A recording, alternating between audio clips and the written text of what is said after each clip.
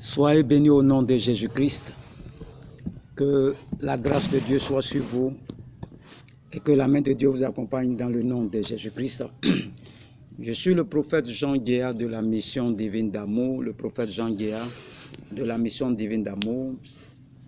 Nous sommes en train de débattre sur est-ce que le chrétien doit-il boire de l'alcool?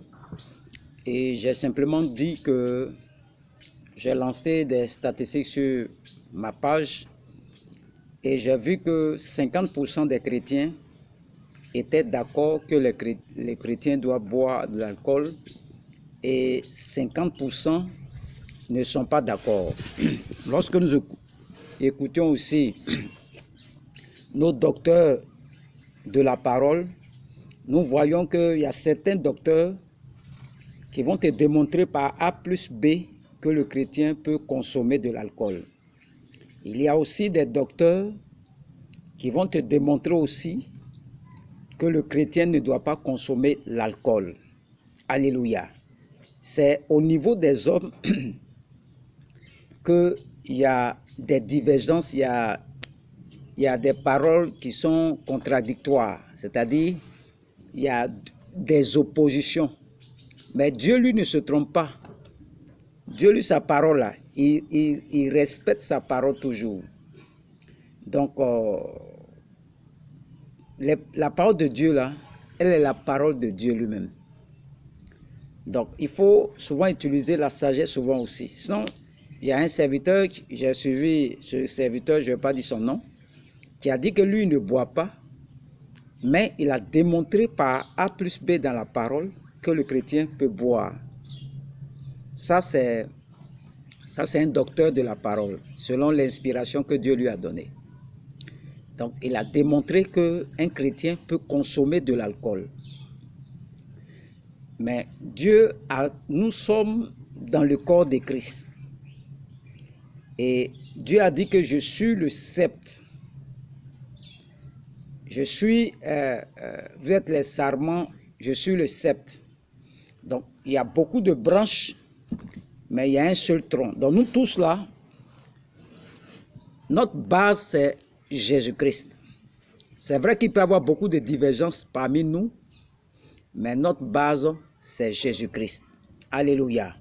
Et j'ai commencé l'enseignement parce que le débat était sur l'homme et l'alcool. L'homme et l'alcool. Partout, tu vas partir. Est-ce que l'homme boit? Est-ce que l'homme ne boit pas? Et je suis parti de l'Ancien Testament et j'ai pris des passages pour dire que l'homme, lui, n'a pas de problème avec la boisson. Si vous avez bien suivi les enseignements du départ, j'ai donné, ce n'est pas mon premier enseignement sur l'alcool, et j'ai dit dès le départ que l'homme, depuis l'Ancien Testament, lui n'a pas de problème avec l'alcool. N'a pas de problème avec l'alcool. Mais Dieu va dire aux sacrificateurs, aux Lévites, Aaron et ses fils, quand vous rentrez dans la tente d'assignation, dans ma présence, là, ne buvez pas. C'est à eux qu'il a dit ça. Mais il n'a pas dit ça aux 11 autres tribus. Donc dans l'Ancien Testament, les autres tribus là, eux ils boivent, ils font tout ce qu'ils veulent, il n'y a pas de problème. Les David, les quoi, tout ça là. Eux ils sont la tribu de Juda, il y a d'autres tribus qui boivent. Comme maintenant, mais les gens boivent toujours. Dans l'ancien temps aussi, ils buvaient aussi. Mais quand on remarque, quand quelqu'un est consacré à Dieu, quand quelqu'un rentre dans la présence de Dieu, dans les interdits que Dieu donne à la personne, il y a toujours, l'alcool ne doit pas toucher sa bouche. Il y a donné l'histoire de Samson, l'histoire du prophète Samuel à sa naissance, Jean-Baptiste à sa naissance, même Jésus, même sa maman aussi n'a pas bu Marie. Donc, ce sont selon ces faits-là, ces versets bibliques, que j'ai dit, et je le répète encore, que l'homme n'a pas de problème avec l'alcool. C'est quand le Saint-Esprit vient sur toi, ou bien il a des choses à faire avec toi, qu'il demande cette interdiction. Ce n'est pas à tout le monde qui a demandé ça, mais on voit toujours, la boisson ne doit pas toucher ta bouche. Nous prenons Daniel et ses compagnons chez le roi quand ils ont été déportés à Babylone. Nous voyons que Daniel, ils ont refusé de manger les mets du roi et le vin qui sort, que le roi leur proposait. C'est pourquoi ils ont refusé. Qu'est-ce qu'ils ont vu dans cette nourriture-là? Ou bien dans cette boisson que le roi leur donnait là? Qu'est-ce qui était dedans? Et Daniel, Shadrach, Abednego ont refusé. Qui leur a dit de refuser? Qui leur a dit de refuser cette boisson-là? Pourquoi ils ont refusé?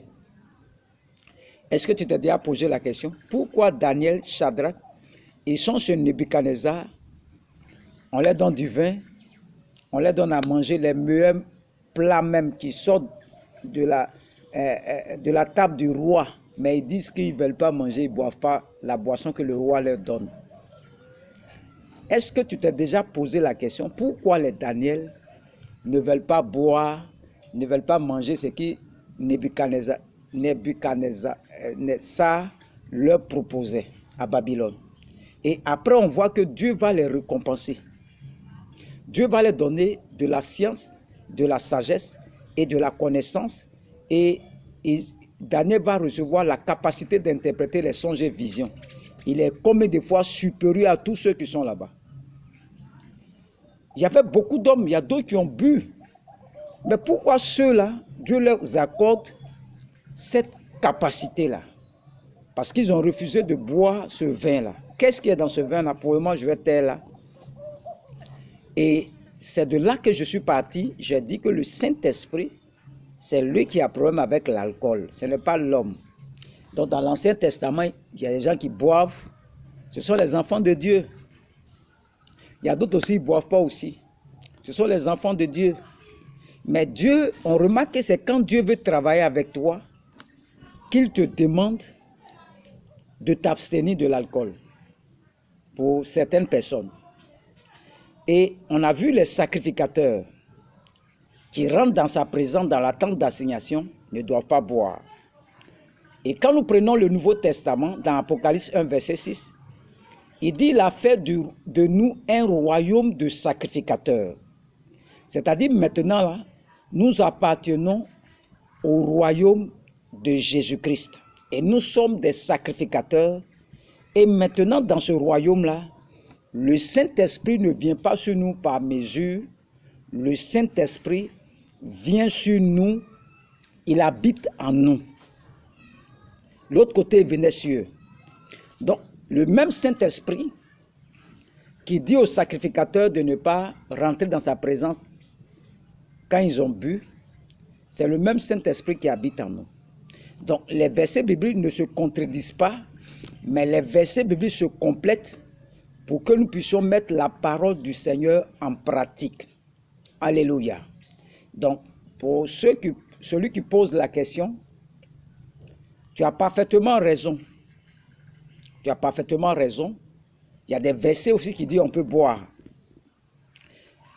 Gédéon, dans l'une de ses prêches, a démontré, c'est la vérité, les versets qu'il a donnés, qu'on peut boire, mais lui ne boit pas. Vous voyez? On peut boire, mais lui, il ne boit pas. Moi aussi, je ne bois pas, mais moi, je dis aussi qu'on ne peut pas boire. Le chrétien ne doit pas boire. Donc, nous sommes des enseignants et Dieu nous donne à chacun des visions. Chacun a sa vision. Chacun a son orientation. Moi, je t'oriente dans le sens que tu ne boives pas. Lui peut te dire de boire. Il a tous les arguments dans la parole pour te dire de boire. Moi aussi, j'ai des versets qui disent que on ne doit pas boire. Vous voyez?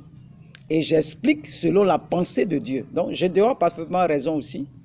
Mais lui-même, il ne boit pas. Donc, pose-toi la question, pourquoi il dit que lui, il ne boit pas. C'est vrai qu'il a toute cette connaissance, mais il dit qu'il ne boit pas lui-même. Ça, j'ai suivi cette prédication. Mais moi, je t'envoie dans une logique où le chrétien ne doit pas boire. La Bible est remplie de paroles, de versets. Et pour avoir une meilleure orientation, tu peux prendre les versets et aller prier avec pour que Dieu même te dise pourquoi il a mis ça dans la parole. Il nous dit ici de ne pas boire, il dit ici de ne pas s'enivrer. Donc j'ai donné une parabole dans la troisième prédication et j'ai dit le monsieur qui est sorti avec son fils, si on va quelque part, que tu trouves un portefeuille dans la maison de ces personnes, il ne faut pas toucher. Ils arrivent là-bas, lui-même son portefeuille tombe, il dit à son fils de prendre et de garder. Et son fils a conclu que mon père dit maintenant que je peux voler. Son ami lui dit, va demander à ton père encore, qu'est-ce qu'il voulait te dire? Et le père va lui dire que quand on était dans la maison, c'est moi-même mon portefeuille qui est tombé. Donc je voulais que tu ramasses ça pour garder sur toi. Quand on va partir, je vais reprendre. Donc chaque fois quand il y a un petit problème, il faut aller prier d'abord, chercher la volonté du Seigneur. C'est vrai que nous enseignons, mais le Saint-Esprit habite en nous tous. Donc, tu dois chercher à faire quoi? Aller prier. Tout ce que j'enseigne là, est-ce que c'est la vérité? Tout ce que je dois enseigner là, est-ce que c'est la vérité? La Bible a dit, quand le Saint-Esprit viendra, il va vous enseigner toutes choses me concernant. Donc, le Saint-Esprit qui habite en nous est un enseignant aussi. C'est vrai que nous avons plein d'enseignements, mais le Saint-Esprit nous conduit de l'intérieur. Donc, pour avoir la connaissance, le Saint-Esprit qui est en moi répand en moi la connaissance. Donc, il peut te remplir aussi. Il faut demander d'abord. C'est vrai qu'on écoute les prédications, mais va demander d'abord au Saint-Esprit pourquoi tu as dit ça ici. Tel docteur a dit de ne pas boire. Tel docteur a dit de boire. Qu'est-ce que toi tu nous demandes, Saint-Esprit? Le Saint-Esprit, c'est l'Esprit de Dieu. C'est une personne. C'est le consolateur. Il est doué il est tout en même temps, il est Dieu. Donc, il habite en chacun de nous. Donc, à toi maintenant de rentrer dans la communion avec le Saint-Esprit. Et le Saint-Esprit pourra te donner toutes sortes d'explications. C'est lui qui a écrit ces paroles-là. C'est lui qui peut te dire pourquoi il a dit ça. Donc, nous prenons les versets bibliques. Je dois enseigner, moi j'enseigne aussi. Mais moi j'enseigne en fonction de ce que le Saint-Esprit met dans mon cœur. Et c'est en fonction de l'orientation que moi je donne mon enseignement. Moi, c'est pas que j'ai préparé un message. Non, le Saint-Esprit nous enseigne. Il nous enseigne, il nous forme. Donc, je veux dire à cette personne, c'est pas compliqué. On prend les versets et on va prier le Saint-Esprit. Il va nous répondre. Alléluia. Donc, il faut suivre l'enseignement. Ta question, je vais enseigner dessus, selon ce que Dieu a mis dans mon cœur. Ce vin-là, nous allons rentrer dans les détails peut-être très prochainement. Mais pour le moment, nous allons poursuivre l'enseignement sur un troisième passage biblique qui nous dit que parle encore de l'ivrognerie. L'ivrognerie, c'est 1 Corinthiens 5. 1 Corinthiens 5, on va mettre la Bible ici. 1 Corinthiens 2, verset 24. 1 Corinthiens 2, verset 14. 1 Corinthiens 2, verset 14. Nous sommes en train de partager l'enseignement avec vous. Donc, 1 Corinthiens 2, verset 14 dit quoi? Mais l'homme animal ne reçoit pas les choses de l'Esprit de Dieu, car elles sont une folie pour lui. Et il ne peut les connaître parce que c'est spirituellement qu'on en juge. Alléluia. C'est spirituellement qu'on en juge. Ça, c'est l'homme animal. On dit, mais l'homme animal ne reçoit pas les choses de l'Esprit de Dieu, car elles sont une folie pour lui et il ne peut les connaître parce que c'est spirituellement qu'on en juge. Alléluia. Lorsque nous prenons Galates 5, verset 21, Galates 5, verset 21, Galates 5, verset 21, tu dis quoi? Galates 5, verset 21, mon appareil va se décharger bientôt. On dit l'envie, l'ivrognerie, les excès de table et les choses semblables. Je vous dis d'avance, comme je l'ai déjà dit, que ceux qui commettent de telles choses n'hériteront point le royaume de Dieu. Galates 5, verset 21. Donc, le mot ivrognerie signifie d'ailleurs l'habitude de s'enivrer ou ivresse. A été une occasion encore pour les chrétiens charnels de penser que Dieu, notre Papa Jésus-Christ, leur donnait l'occasion de boire un peu de vin avec alcool. Et que ce qui serait condamné, c'est quand l'on est totalement troublé par l'alcool avec perte momentanée de conscience en buvant relativement beaucoup. Ça veut dire quoi? Ça veut dire que on peut boire un peu, mais c'est quand on boit beaucoup là que Dieu dit que ce n'est pas bon, que c'est un péché. Avant même de confirmer encore la fausseté de cette interprétation mensongère qui demande à ce que le chrétien puisse boire un peu de vin avec alcool, mais de ne pas tomber dans l'ivrognerie. Nous allons partager quelques préoccupations diverses que j'ai entendues ça et là sur le terrain missionnaire en Jésus-Christ. Alléluia. En effet, quand je demande toujours aux gens au cours de des séminaires d'enseignement de me dire exactement le volume d'alcool nécessaire qu'un chrétien doit consommer pour ne pas s'enivrer, les réponses varient d'un individu à l'autre. Certains me disent qu'ils ne peuvent pas dépasser 2 verres d'alcool, sinon ils seraient ivres. D'autres me disent qu'ils peuvent prendre jusqu'à 4 ou 5 bouteilles de bière avant d'être ivres. D'autres encore me disent que même un demi-verre de vin avec alcool va les saouler. Il y a d'autres aussi, quand ils sentent l'odeur même de l'alcool même, ils sont déjà ivres. Au vu de ces expériences personnelles des uns et des autres, si dessus cités, il serait anormal de dire à chaque chrétien de boire un peu d'alcool, puisque personne ne peut évaluer un peu, qui signifie toujours d'ailleurs pour les entraîner dans beaucoup de vins alcoolisés, avec pour résultat la souillure totale de leur conscience. En réalité, une seule goutte d'alcool dans la bouche d'un chrétien réellement né de nouveau constitue de l'ivrognerie, puisque le corps ne le supporterait pas par la présence glorieuse du Saint-Esprit en Jésus-Christ. Le principe spirituel n'est plus de savoir quelle quantité d'alcool faut-il consommer pour être agréable à Dieu, notre Papa Jésus-Christ, mais au contraire, ce que la Bible recommande, c'est de ne pas du tout consommer de l'alcool, car le Saint-Esprit, dans le corps d'un chrétien, ne le veut pas et ne le supporte pas. Alléluia. La parole de sagesse que l'apôtre Paul a eue pour communiquer à son fils Timothée n'est qu'une exception.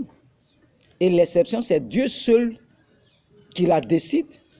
C'est Dieu qui décide, c'est lui seul qui peut décider. Exception là, c'est Dieu au-dessus de sa parole. C'est pas parce qu'il a dit à l'apôtre Paul de dire à son fils de boire un peu de vin pour son mal que Dieu va.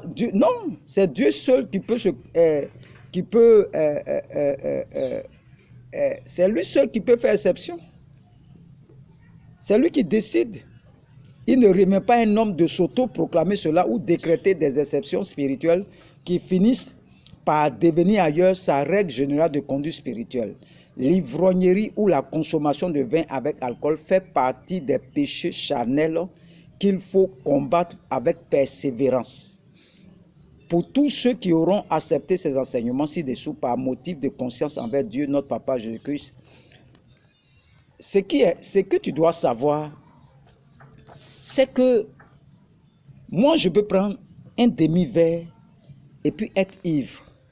Il n'y a pas une quantité qui est définie pour dire que le chrétien doit prendre ça. Il y a d'autres même qui boivent deux bouteilles, ça ne leur fait rien.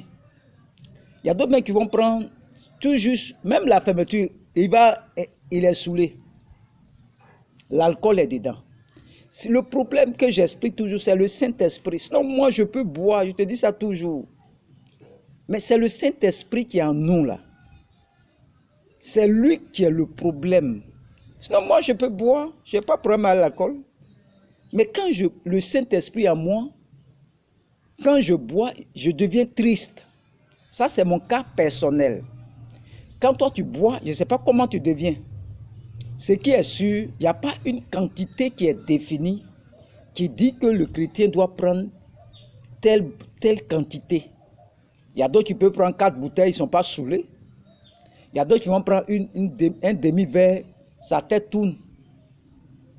Il n'y a pas un truc qui est défini pour dire que le chrétien doit prendre telle quantité. Il n'y a pas un truc comme ça. Donc, l'alcool, là, c'est par rapport au Saint-Esprit. Je dois démontrer par A plus B que le chrétien peut boire. Il a donné les passages bibliques. Mais les passages qu'il a donnés là prouvent qu'un chrétien doit boire.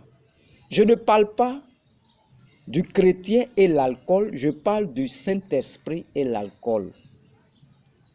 Et c'est le Saint-Esprit qui m'intéresse, qui est en nous là. Sinon, il y a des gens qui boivent, il y a des chrétiens qui boivent. Il y a d'autres qui ne boivent pas. Qu'est-ce qu'ils ont compris et puis ils ne boivent pas? Qu'est-ce que ceux-là aussi ont compris et puis ils boivent? Il y a 2 groupes de chrétiens. Il y a 2 enseignements. Un groupe qui a son enseignement, un groupe qui a son enseignement. C'est la même Bible. La Bible ne se contredit pas, ce sont les hommes qui se contredisent. Donc, le Saint-Esprit qui est en nous, c'est lui qui nous enseigne. Quand tu regardes dans l'Ancien Testament, toujours s'abstenir de l'alcool quand tu es à son service. Mais dans le Nouveau Testament, nous tous là, nous sommes au service de Dieu, nous tous. Le Saint-Esprit habite en nous. L'ancien, il n'est pas en eux. Il venait sur et puis il s'en va, mais cette fois, il habite en toi. Et l'alcool, l'ivrognerie, là, ou la consommation du vin avec alcool, fait partie des péchés charnels qu'il faut combattre avec persévérance. Le chrétien ne doit pas boire les vins alcoolisés. Non. D'autres docteurs vont te démontrer que le chrétien doit boire, que ce n'est pas un péché. Mais moi, je dis que l'ivrognerie ou la consommation de vin avec alcool fait partie des péchés charnels qu'il faut combattre avec persévérance. L'ivrognerie, ce n'est pas bon. Quelqu'un va boire un demi-verre, il est saoulé. Il n'y a pas une quantité que Dieu a définie pour dire que le chrétien doit prendre ça seulement. Chacun a son corps. Il y a d'autres qui vont te prendre 5-6 bouteilles, ils ne sont pas saoulés. Il n'y a rien même. Donc, l'ivrognerie là fait partie des péchés charnels qu'il faut combattre avec persévérance. Il faut combattre avec persévérance. Il faut combattre avec persévérance. Alléluia. Il faut combattre avec persévérance. Lorsque nous prenons Habakkuk 2, verset 15, il dit « Malheur à celui qui fait boire son prochain, à toi qui verses ton outre et qui l'énivre afin de voir sa nudité. » Vous voyez, malheur à celui qui fait boire son prochain.